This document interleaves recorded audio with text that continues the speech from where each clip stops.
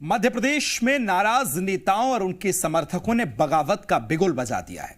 बगावत की आग से बीजेपी और कांग्रेस दोनों ही पार्टियां परेशान हैं। बीजेपी को 6 सीटों पर बागियों से खुली चुनौती मिल रही है, वहीं 22 सीटें ऐसी भी हैं जिन पर प्रत्याशियों का विरोध चल रहा है और इस विरोध को अभी तक तो बीजेपी का शीर्ष नेतृत्व रोकने में नाकाम साबित हुआ है।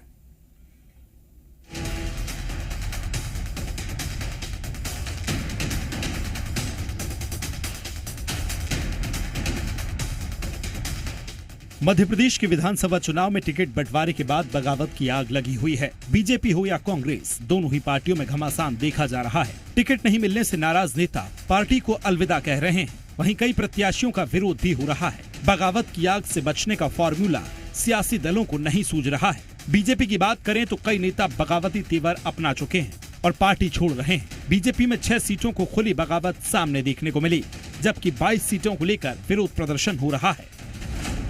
बीजेपी में 6 सीटों पर खुली बगावत। चाचौड़ा, ममता मीणा आपके टिकट पर लड़ रही चुनाव। लहार, रसाल सिंह ने बीएसपी से ठोकी ताल। भिंड, संजीव कुशवाहा ने किया चुनाव लड़ने का ऐलान। मुरैना, पूर्व मंत्री रुस्तम सिंह के बेटे राकेश सिंह बीएसपी से लड़ रहे चुनाव।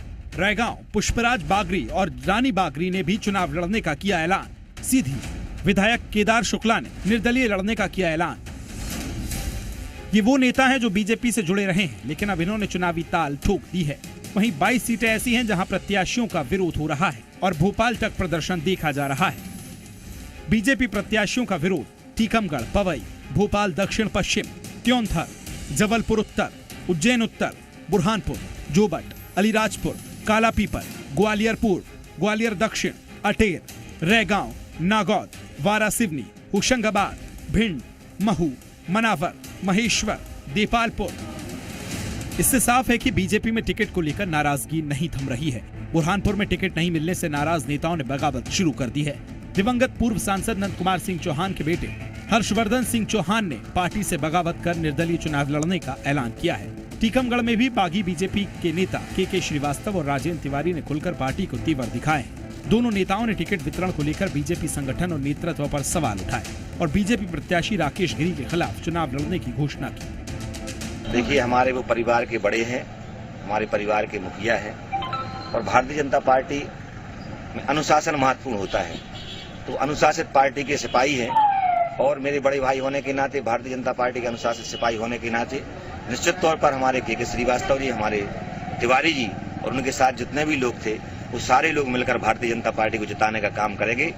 जो हमारी पार्टी है, भारतीय जनता पार्टी, उसका राज्य नेतृत्व और केंद्रीय नेतृत्व को, खासकर राज्य नेतृत्व को क्षेत्रीय नेताओं ने अपनी सामर्थ्य और अपनी ताकत को दिखाने के लिए उन पर बहुत दबाव लगाया। चुनाव के समय उनका दबाव चला और टिकट का फिर वही रिपीट हो गया। टीकमगढ़ का जनमानस, मतदाता नहीं चाहता था कि भारतीय जनता पार्टी से ऐसा प्रत्याशी आए। सीधी से बीजेपी के सिटिंग विधायक केदार शुक्ला ने टिकट कटने पर निर्दलीय नामांकन दाखिल किया है। सीधी से विधायक केदारनाथ का टिकट काटकर बीजेपी ने सांसद रीति पाठक को उतारा है। वहीं टिकट कटने पर विधायक अपना दर्द बयां कर रहे हैं। छतरपुर की चंदला सीट से टिकट कटने पर बीजेपी विधायक राकेश प्रजापति समर्थकों के सामने फूट फूट कर रोए। इस दौरान राजेश प्रजापति ने पार्टी हाईकमान पर गंभीर आरोप लगाए। एक व्यक्ति के तानाशाही रवैये से, जैसा आपने कहा कि वो उसके करीब थे इसलिए उनको टिकट दिया गया, वो सर्वे क्या था? सर्वे किस लिए करवाया जाता है? सर्वे इसलिए करवाया जाता है कि सर्वे करके जनता जिसको चाहती हो उसको हम टिकट दें और जनता के अनुसार हमें वोट मिलता है। नहीं तो हम क्यों कहते हैं बूथ जीता चुनाव जीता। इसके अलावा मंडला से टिकट नहीं मिलने से नाराज बीजेपी के पूर्व विधायक शिवराज शाह पार्टी से इस्तीफा दे दी। शिवराज शाह ने अपनी पार्टी बनाने और चुनाव लड़ने की भी घोषणा की। ये मेरे लिए मंदिर है जिसको मैंने प्रणाम किया है, मेरे लिए मंदिर है, इससे विदा ले रहा हूं और दोबारा कभी मैं भारतीय जनता पार्टी का कार्यकर्ता नहीं बनूंगा। और आप लोग मेरे बारे में जानते हो, अगर मैंने संकल्प ले लिया तो 100 बार कुछ बिगड़ जाए मेरा, उसका परवाह नहीं करता। मैं जीवन में कभी भारतीय जनता पार्टी में नहीं आऊंगा। अब मैं दूसरे दल में भी नहीं जाऊंगा। सीहोर की आष्टा विधानसभा से बीजेपी ने भोपाल इंजीनियर को प्रत्याशी बनाया, जिसका बीजेपी कार्यकर्ता विरोध कर रहे। कार्यकर्ताओं ने आरोप लगाया कि पार्टी ने कांग्रेस से आए व्यक्ति को टिकट दिया है। तो करीबन 62 अरब रुपए का कार्य हमारे विधायक जी के नेतृत्व में हुआ है। इसके बाद भी पता नहीं क्यों शीर्ष नेतृत्व में जो आदमी 2 बार से जीता है, आज तक कभी हारा नहीं है, उनका टिकट काट कर 3 बार के हारे हुए कांग्रेस से आए हुए प्रत्याशी को टिकट दे दिया है। टिकट बंटवारे के बाद मचे घमासान को बीजेपी का शीर्ष नेतृत्व संभाल नहीं पा रहा है। कई जगह पर कार्यकर्ताओं की भारी नाराजगी देखने को मिल रही है। ऐसे में सवाल ये है कि कहीं चुनाव में ये नाराजगी भारी ना पड़ जाए। ब्यूरो रिपोर्ट, जी मीडिया। तो बगावत की ये जो आग भड़क रही है वो कांग्रेस में भी बराबर दिखाई दे रही है। पार्टी के अंदर घमासान छिड़ा है और अब ये घमासान पीसीसी चीफ कमलनाथ के द्वार तक भी पहुंच गया है। कांग्रेस कार्यकर्ता प्रत्याशी बदलने की मांग को लेकर कमलनाथ के आवास पर धरना प्रदर्शन कर रहे हैं और अब हनुमान चालीसा का पाठ भी शुरू हो गया है। वहीं कई नाराज नेता पार्टी छोड़कर भी जा रहे हैं।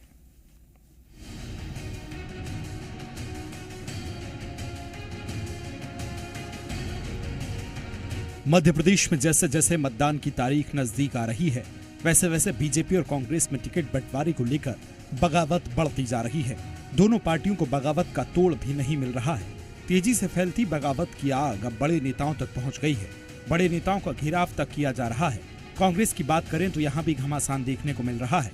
कांग्रेस के नेता कई बार भोपाल में पीसीसी चीफ कमलनाथ के आवास पर पहुंचकर प्रदर्शन कर चुके हैं और अब तो कमलनाथ के बंगले के बाहर हनुमान चालीसा का पाठ और सद्ध बुद्धि यज्ञ किया जा रहा है। दरअसल विष्णु विश्वकर्मा हुजूर विधानसभा से दावेदारी कर रहे थे, लेकिन कांग्रेस ने नरेश ज्ञानचंदानी को प्रत्याशी बनाया है। इसके बाद विष्णु विश्वकर्मा के समर्थक कमलनाथ के बंगले के बाहर डेरा डाले हुए हैं। देखिए 51,000 हनुमान चालीसा का पाठ हमारे 3 जनवरी से चल रहा है माननीय कमलनाथ जी को मुख्यमंत्री बनाने के लिए, लेकिन जो टिकट वितरण हुआ है वो सर्वे के आधार पर नहीं हुआ है। 155 हुजूर विधानसभा में एक ऐसे व्यक्ति को टिकट दे दिया है जो कहीं से कहीं तक सक्षम नहीं है। आज हनुमान भक्त कमलनाथ से हनुमान भक्त विष्णु विश्वकर्मा एक पीड़ा व्यक्त करने आया है कि हमारा सपना है आपको मुख्यमंत्री बनाने का, अगर इस तरह से टिकट वितरण करेंगे तो हम सरकार कैसे बनाएंगे। इससे पहले सोमवार को भी कमलनाथ के आवास के बाहर कांग्रेस कार्यकर्ताओं की भीड़ देखी गई थी। गरोठ भानपुर सीट से टिकट नहीं मिलने से नाराज त्रिलोक पाटीदार के समर्थकों ने भोपाल में कमलनाथ के आवास के बाहर प्रदर्शन किया था। कांग्रेस में करीब 47 सीटों पर प्रत्याशियों का विरोध हो रहा है। वहीं 5 ऐसी सीट हैं जहां सीधी सीधी बगावत देखी जा रही है। सुमावली, धर्मपुरी, भोपाल उत्तर, ग्वालियर और बंडा। ग्वालियर में कांग्रेस की बगावत इतनी बढ़ गई है कि कांग्रेस के पूर्व जिला अध्यक्ष समेत कई दिग्गजों ने बीजेपी की सदस्यता ले ली है। केंद्रीय मंत्री ज्योतिरादित्य सिंधिया की मौजूदगी में ये लोग बीजेपी में शामिल हो गए। हमारे साथ ये नहीं रहे, आज वापस आए हैं। भारतीय जनता पार्टी में इनका हम स्वागत करते हैं और मुझे पूरा विश्वास है, चाहे शिवपुरी की बात राकेश जी की हो, चाहे अशोकनगर की बात अनीता और आशा दोहरे की। कहाँ है आशा? हाँ, भारतीय जनता पार्टी का झंडा बुलंद रखने के लिए जी जान मेरे साथ कंधे से कंधे मिलाकर रखेंगे। मैहर में भी कांग्रेस की मुसीबतें बढ़ गई हैं। मैहर में कांग्रेस ने धर्मेश घई को प्रत्याशी बनाया है, लेकिन कांग्रेस नेता रामनिवास और मालिया उनका विरोध कर रहे हैं। इसकी वजह से मामला फंसता नजर आ रहा है और मालिया ने 200 गाड़ियों का काफिला निकालकर शक्ति प्रदर्शन किया है और कमलनाथ पर विंध्य में जातिगत समीकरण को खत्म करने का आरोप लगाया है। अपनी पार्टी में अपनी बात रखना अगर बगावत है तो उसके लिए मैं क्या कह सकता हूँ। हम अपनी बात रखना चाहते हैं, शीर्ष नेतृत्व ने हमारी बात नहीं सुनी। सर्वे में हमारा नाम था, फिर भी हमको टिकट नहीं वंचित कर दिया गया। आखिर कारण क्या है? और मैहर में 65,000 ब्राह्मण हैं, पटेल हैं 50,000, कुशवाहा हैं यहाँ 20,000, हरिजन है, आदिवासी है, अदर कास्ट भी है। लेकिन और कमलनाथ जी की जब सोच थी कि सर्वे में हम टिकट देंगे तो सर्वे में तो हमारा नाम था। टिकट बंटवारे को लेकर कांग्रेस के शीर्ष नेतृत्व पर भी कई आरोप लग रहे हैं और नाराजगी भी झेलनी पड़ रही है। नाराजगी और बगावत की इस आग से कांग्रेस कैसे निपटेगी, ये एक बड़ा सवाल है। ब्यूरो रिपोर्ट, जी मीडिया।